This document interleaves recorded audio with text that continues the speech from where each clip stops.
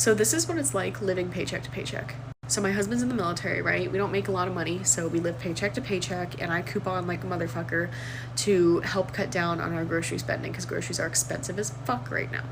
And we weren't doing too bad, you know, we had enough money to pay our bills and to buy our groceries with some coupons involved, a lot of coupons involved, but we still had just enough to survive, essentially.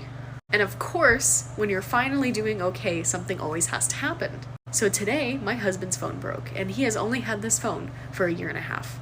So I was incredibly pissed off because we have our phone bill through T-Mobile, and we were 3 months away from paying off both of our phones. And we have a really high phone bill through T-Mobile. Not gonna lie, T-Mobile's really fucking expensive. Even if you're on the military Magenta plan, it's still expensive. So we were planning on paying off our phones and then just switching over to Mint Mobile. And if you don't know what Mint Mobile is, Ryan Reynolds owns it, and it's a really cheap phone company and honestly really great. We know a lot of people who have them, and so we were planning on switching over to cut down on our phone bill so that we can save a little bit of extra money and not have to struggle so much.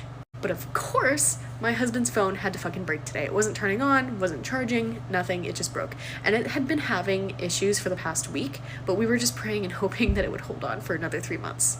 And no, we didn't have insurance on the phones because we couldn't afford the extra cost in our phone bill each month. Because again, we live paycheck to paycheck. Every time my husband gets paid, that paycheck is gone in 24 hours to all of our bills and groceries. And of course, this had to happen today, the day before my husband gets paid, so he hasn't gotten paid yet.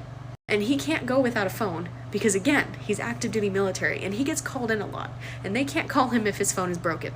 So I'm like, you gotta be fucking kidding me. Because we had to take our credit card that we just started paying down, okay? We just started paying down because that bitch was maxed out. Because before I started couponing, we were using it for groceries to survive.